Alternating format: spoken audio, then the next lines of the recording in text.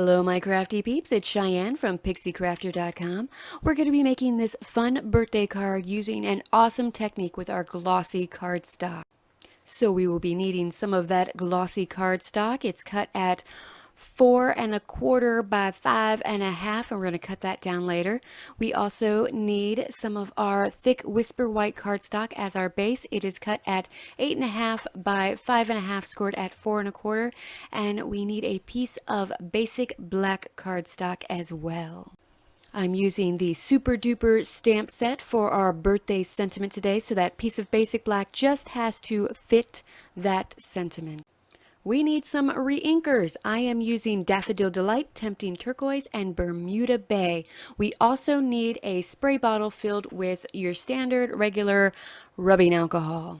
There's going to be some heat embossing today, so we need our Heat Tool Embossing Buddy, Versamark, and white Stampin' Emboss powder. We are going to be using our basic black archival, some dimensionals, and our snail adhesive. So let's get started, shall we? First thing we're going to work on is our glossy cardstock background. So I have a silicone sheet to protect my work surface because this has the potential of getting messy.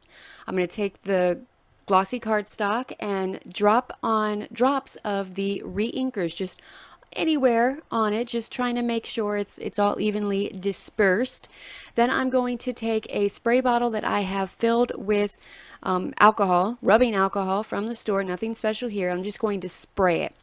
Then I'm going to lift it up, I'm going to get it moving around, and I'm going to keep repeating this process, spraying it and moving it around just to get it all over the place. I considered stopping here, but then I thought, no, I don't want a whole lot of white space. So I went ahead and I got it moving around again, and I noticed, okay, no, it's starting to get muddy. So I took a paper towel, and all of those pools of color that are getting really dark, I'm just going to kind of, get those off a little bit so that it's a nice piece and it's not overly muddy. And then I went ahead and just stamped it all over, and it's gorgeous, just gorgeous. Make sure to clean up as you go so you don't get messy things everywhere. Now we're going to do some heat embossing. So we've got the basic black cardstock. The width is 4 inches wide. It's going to fit on our card. And we're going to go ahead, use our embossing buddy, ink up our stamp with Versamark, and we're going to stamp it down. We're going to sprinkle on the white embossing powder, and we're going to heat set it. I love the Super Duper stamp set. I love the kind of retro vintagey sort of feel to it. It just really, gives a nice little pop to everything. And I love using white embossing powder on basic black for my sentiments because I really feel like they pop. I can have a nice colorful background, and it's going to be okay because the sentiment's not going to fight with it. They're going to coordinate very well together. And isn't it fun to see embossing powder just melt? It's kind of magical. Alright, so now it's time to put everything together. So I've got the card base, and I'm deciding whether or not I want to trim it down. And I decide I do. So I'm just going to trim that piece down to 4 by 5 1/4, and then it'll be all ready and set. And if I want to use those pieces that I trimmed off on something else, I can. Now I'm using my snail adhesive to adhere the glossy cardstock onto the card base, and we are going to trim down our sentiment with our Stampin' Trimmer. If you haven't used the Stampin' Trimmer yet, I highly recommend it. It's wonderful! Now, remember those edge pieces that we had from the glossy cardstock? We're going to go ahead and adhere those into the inside of our card just to kind of tie everything in. And I'm using my my Tombow liquid glue for this. It's just a nice way to add just a little something special to the inside. Now let's take our sentiment and add some dimensionals on the back of them. Have you tried the mini dimensionals yet? They are pretty fantastic for all of those little precision cuts. So we're going to add our sentiment on, and then I think, you know what, it needs something a little bit more.